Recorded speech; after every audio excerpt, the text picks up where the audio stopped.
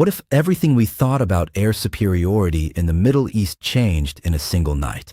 Iran claims it didn't just confront Israel in the skies, but captured an F-35 pilot after a mid-air clash. Two completely different stories are now circulating, and one of them is hiding a truth no one wants to admit. Tonight, we are going to break down exactly how this aerial engagement unfolded and what weapon systems were involved. What Israel's military command is signaling behind closed doors, but not saying publicly, and the one piece of battlefield evidence, a missing aircraft that neither side can fully explain according to Iranian state television. Footage of the captured pilot was broadcast within hours. Israeli defense officials meanwhile issued a brief denial through military channels, and U.S. defense contacts cited by Rachel Maddow referenced early intelligence inconsistencies that are still being assessed. Before we get into how this dogfight unfolded, what Iran claims it achieved, and what Israeli and U.S. statements actually reveal, hit subscribe so you're notified the moment we update this story. According to Iranian state television and statements from the Iranian Revolutionary Guard Corps, the operation was not an accident. It was a controlled interception deep within contested airspace carried out using an integrated network of radar, electronic warfare systems, and interceptor aircraft.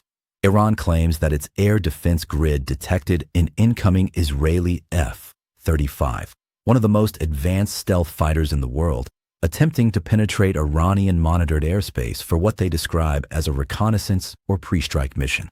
Within minutes, according to Iranian military spokesman, interceptor jets were scrambled while ground-based radar systems tracked the aircraft despite its stealth capabilities. What happened next, according to Iran, was a brief but decisive aerial engagement. According to the version presented by Iranian sources, the encounter in the air was brief but decisive. What began as a high-speed aerial confrontation quickly escalated into a situation where the Israeli aircraft was reportedly rendered inoperable while still in flight. Rather than a prolonged engagement, the incident is described as a short but effective interception that left the aircraft unable to continue its mission. Reports from Iranian media go on to state that the pilot was forced to eject moments later. After descending into the area below, he was allegedly located and detained within a short time frame.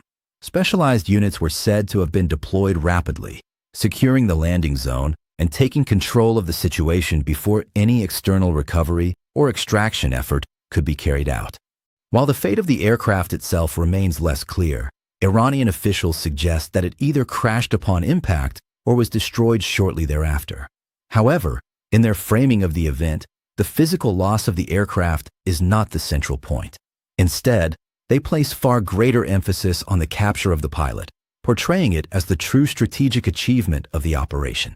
State media further reinforced this narrative by broadcasting what they claim to be visual evidence of the detained individual. These images and video clips were presented domestically as a demonstration of capability, intended to show that even highly advanced Western military platforms are not beyond the reach of Iran's defensive systems. From the perspective of Iranian authorities, the justification for the operation is presented in straightforward terms. They characterize the incident as a direct response to what they describe as repeated intrusions into their monitored airspace, framing their actions as both defensive and necessary. This was a defensive action against repeated Israeli incursions. Iranian defense officials framed the event as a message that any future violations of their airspace will not only be detected, but stopped, and that Israel's technological superiority is not absolute. State media described the incident as a historic turning point, suggesting that this is the first time an F-35, widely considered one of the most advanced stealth fighters ever built, has been successfully intercepted and neutralized in combat conditions. The symbolic meaning here cannot be overstated. If Iran's account is accurate, it signals a fundamental shift, not just in regional power dynamics, but in the perceived invulnerability of fifth-generation fighter aircraft. And if that is true, then what happened in that sky was not just a dogfight. It was a demonstration that could reshape military planning across the region. The importance of this incident cannot be overstated because it is not just about one aircraft. It is about what that aircraft represents and where this engagement took place.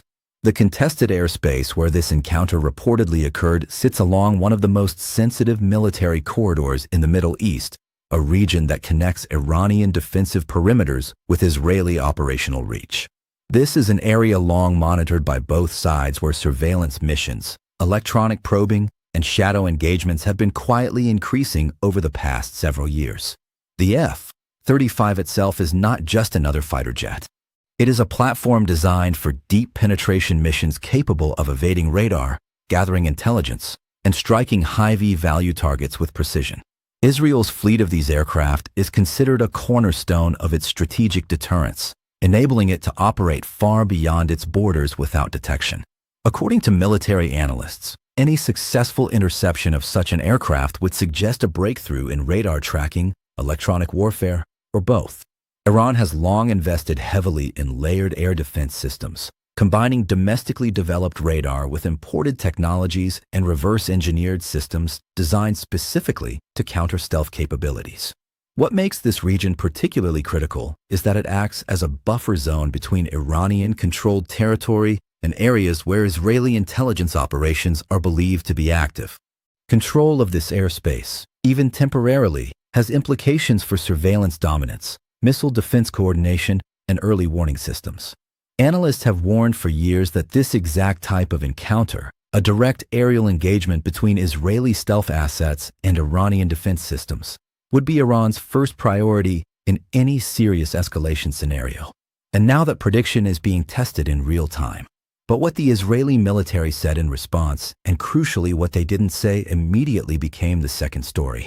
Before we get into that response, which directly contradicts the Iranian narrative in multiple critical ways, make sure you're subscribed. We are tracking this in real time, and what emerges in the next few hours may redefine what we think happened. Then Israel's defense establishment began to respond, and the language they chose was very deliberate.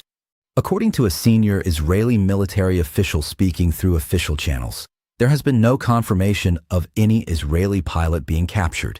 The statement emphasized that all operational aircraft involved in current missions are accounted for without directly addressing whether an engagement took place. Where Iran described a successful interception and capture, Israeli officials described routine operational activity in the region, declining to provide specifics on flight paths or mission objectives.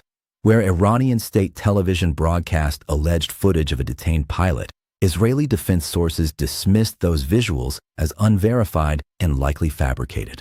U.S. defense officials cited in early reporting referenced by Rachel Maddow added another layer stating that there is currently no independent confirmation of an F-35 loss, but acknowledging that intelligence assessments are ongoing.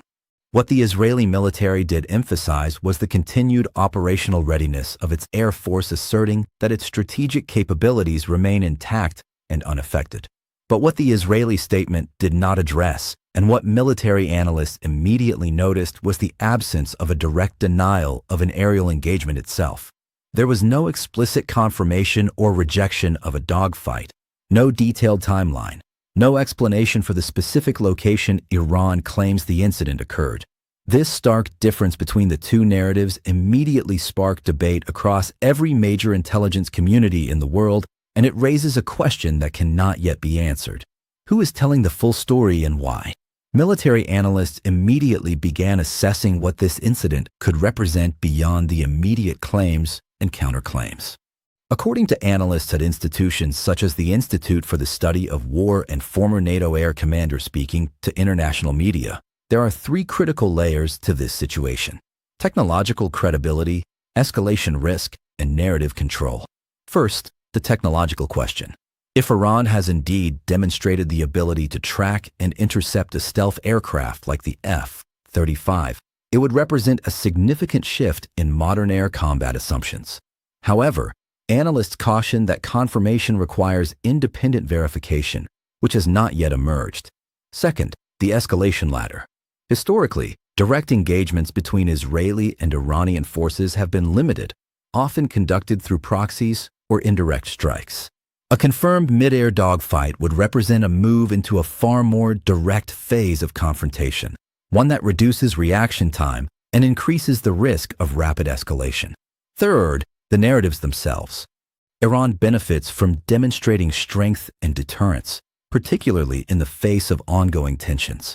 Israel benefits from maintaining ambiguity and preserving the perception of technological superiority. Military analysts outline three possible next moves. The containment path, where both sides quietly de-escalate, avoid further incidents, and allow the story to fade without confirmation. The escalation path, where retaliatory strikes or increased aerial operations lead to further direct confrontations.